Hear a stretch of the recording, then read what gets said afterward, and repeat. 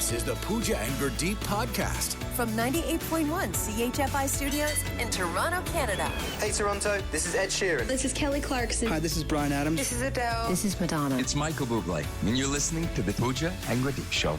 It's fun. They're amazing. Mercury is in retrograde. I'll be honest, I don't even fully know what that means. I've heard the term. I have no idea what it is. I have a feeling nobody actually knows what it like means. Mercury's moving further away from the Earth, so it like messes up your emotions? I think. and like you don't win on your lottery tickets and stuff. Is it like the equivalent of my dog ate my homework? You just blame Mercury being in retrograde for everything? Is that what it is? That's maybe the best analogy I've heard. Yeah. And like, is it just flipped and reversed? And like, is it Missy Elliott doing its thing? Put the thing down, flip it. I think you nailed it. It's the celestial equivalent of the dog eating your homework. That's exactly what this is. We don't know what it means, so we asked you. We hit the streets outside the Rogers campus here and asked you, do you know what Mercury in retrograde is? Let's see what you said. Look, I have no idea what Mercury in retrograde actually means, but what I do know is that it makes my life difficult. Just last week, I had 2 flat tires. Who gets 2 flat tires in the same week? I also find that everybody's just mean. Everybody's just a little bit meaner during Mercury in retrograde. So whatever it is, I don't like it. Let it stop being in retrograde. Mercury, chill out. Don't need you to be in any retrograde. Just need you to chill. Well, I think what it means, if I understand it correctly, is that the light that comes from Mercury is like 1970s retro because it takes that long to get here to Earth. So anytime you are looking at Mercury in the night sky, it's retro because that's the era it's kind of like disco light from Mercury. I don't know if Mercury in retrograde actually causes anything to be different in my life, or I don't know if I find that anything changes in my life when it is in retrograde. But then again, when I find out Mercury's in retrograde after things aren't going well in my life, I'm relieved because I don't know why I would be relieved, but at least I know why, because obviously it's Mercury's fault. Mercury and retrograde? What is that? I don't know what you're talking about. I had a sales rep that I worked with, and she wouldn't sign contracts when Mercury was in retrograde. So we needed the numbers for that month, but she said, nope, I'm not signing it. I was like, we need the number. No, can't do it. I think it has something to do with communication, and people have struggled communicating or something during this time until it's over. But I have no idea. Okay, clear as mud. What? Now we all know what Mercury in retrograde is, right? I think I now understand it less after hitting the streets of Toronto. Thanks, Toronto. From CHFI Studios, It's the Pooja and Gurdeep podcast. So jealous of all the kids in school today or not going to school because they're off today. I guess they didn't want kids coming out of school and just staring up at the sky and possibly damaging their eyes because it's Eclipse Day and the eclipse is happening for 3 to 4 minutes. That's when we achieve totality, which is what I'm doing this afternoon.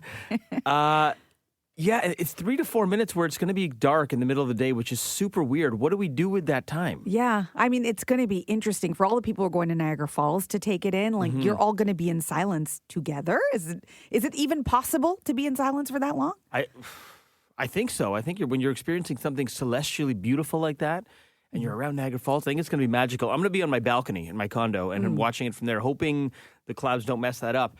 But those 3 to 4 minutes of darkness, like you don't get those back.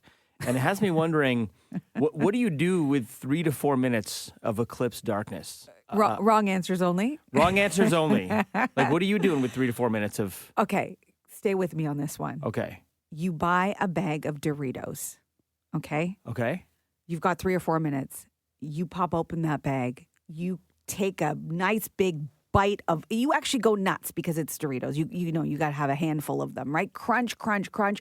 All of your senses are heightened when one of them is no longer in play, right? Okay. So it's going to taste better. You're going to get all that dust, the sprinkles all over yourself. You can lick those fingies. You can do all the things that, normally in daylight you wouldn't want anybody to see. Okay. It's dark. Okay. There's a little bit of crunching going on. I have a feeling that will just take this moment to the next level. I like that. So basically you can be a slob because no one's watching. It's right? like I go to the movies alone because when I eat popcorn, it's disgusting and nobody wants to see that. So I go alone so that I can shovel do that it in and have no one worry about it. Yeah. I actually like your answer better than all the things I have planned. Oh, what did you have planned? Pants off, dance off. As soon as it goes dark, pants off, dance off. But there's is there music? Oh, yeah. Yeah, there can be music or just silent interpretive. That's fine, too. Okay. Sock puppet seance. Oh, how does that work exactly? Just sock puppets, and you try and bring back anyone and everything that's maybe not with you anymore. We're morning show people, so nap. I might just take a quick 3 or 4 minute power nap. Right, and miss the darkness? Yeah. And finally, it's tax season, and I still haven't done them. So I might use those 4 minutes to finish my taxes. I think that's what I've got planned. Yeah, that's right. Wow. Yeah. Numbers. Maybe it'll help my return. Yeah, probably show up for you a little bit differently. The Pooja and Gurdeep Podcast. From 98.1 CHFI. So was it good for you?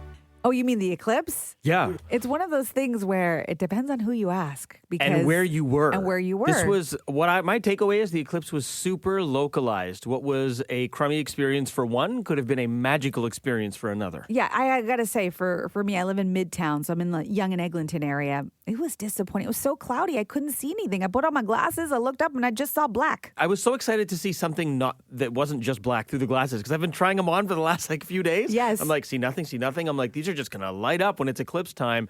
And it was squat, zilch, nada for me. I was excited because I just moved, and I have a balcony that faces west.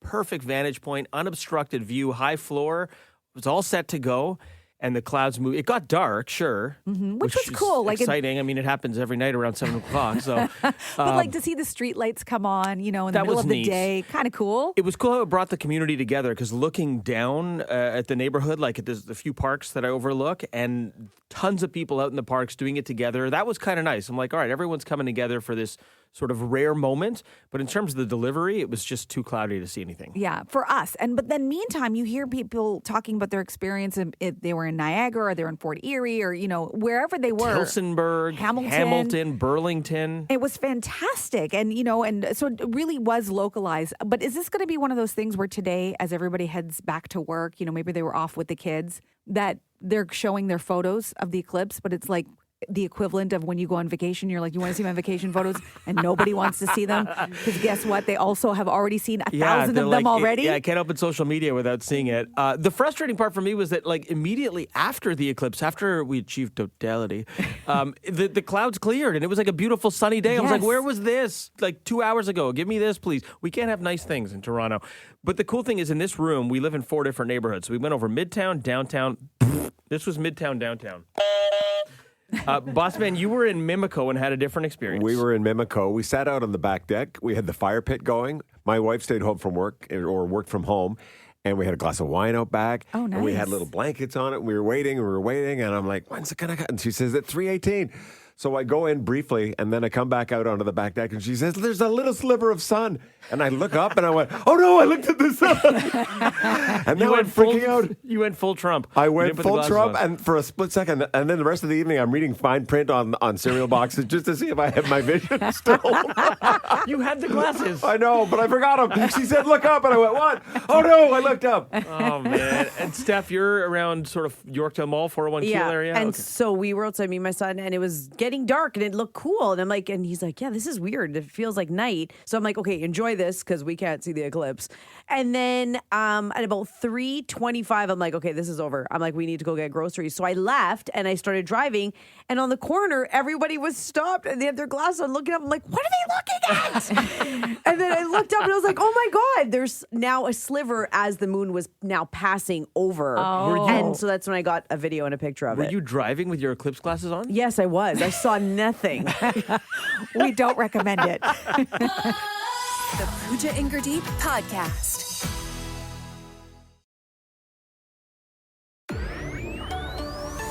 This is the Pooja and Gurdeep Podcast. Have you heard of speech fasting? Speech fasting is when you stay completely silent from the moment you wake up until midday. This is great. You should try it. Hey. Hey. You blew it. Well, how do you know I haven't already tried it? Because you're talking to me right now in real time. Well, in the past, is this not something you think I'm even capable of? Well, because I would have, if you tried it, I would have just got a bunch of happy emojis from Paul. I would have known about this. I will admit, This would be tough for me to do. Speech fasting, not talking at all until midday. That's a lot of hours. Oh, it's only till midday? Yeah. That honestly, it's not so bad. We could both totally. I've probably done this by accident on a weekend because I live alone. Oh. And some days where you sleep in, I'm sure I've done this by accident. I've heard you around Coffee the Pooch, and you talk to her a lot. You probably don't even know you're talking to her. Cute dog sounds count as talking? If I'm Yes. just like, how'd you pooch No. your coffee? Yeah. That counts as talking? Complete silence. You've heard about people who go on like silent retreats, right? One of my good friends went on an 11-day silent retreat. You weren't allowed to even take a book. You weren't allowed to journal your thoughts. It was complete silence with no distraction. It's the same thing until midday. Well, not really the same thing. Once till midday, once for 11 days. So this is basically the intermittent fasting of talking, is what you're saying. Yes. Some people don't eat till noon. You're not speaking till noon. You don't lose any weight in this process. All that happens, and they do say there are health benefits, is that it lowers your blood pressure, which is a good thing. It saves your vocal cords. Saves your vocal cords. A lot of like singers and people who actually have to use their voices a lot do this for that Voice reason. rest, Makes yes. sense. But you don't have to be one of those people to get the benefits. Also, it reduces your levels of cortisol, which we know is that stress hormone. So you don't want that. I've done this for 5 weeks, right? Oh, yeah, when you had laryngitis. I had laryngitis when we were at our last job from talking too much. I blew out my vocal cords, and I was on voice rest off air for 5 weeks, and it was amazing. It was amazing for me, too. Yeah, Yeah. it was great. It's the We didn't best have to 5 weeks yeah. of my life. From CHFI Studios, It's the Pooja and Gurdeep podcast. This is really exciting. The most famous bracket in the world is done. That's March Madness. So we here at the Pooja and Gurdeep Show have launched the Pooja and Gurdeep's Ultimate Breakfast Showdown. This is a bracket where you get to pick classic breakfast foods that are pitted up against each other. For example, sunny side up eggs and bacon versus bagel and cream cheese. Ooh, tough one. Tough one. Omelet and home fries versus a cinnamon bun. I don't know who's eating a cinnamon bun for breakfast, but just go with it. Yum. So you cast your votes, and we're going to, over the next week and a half, we're going to figure this out. We're going to crown the ultimate breakfast food. Go to chfi.com right now. Fill out your bracket.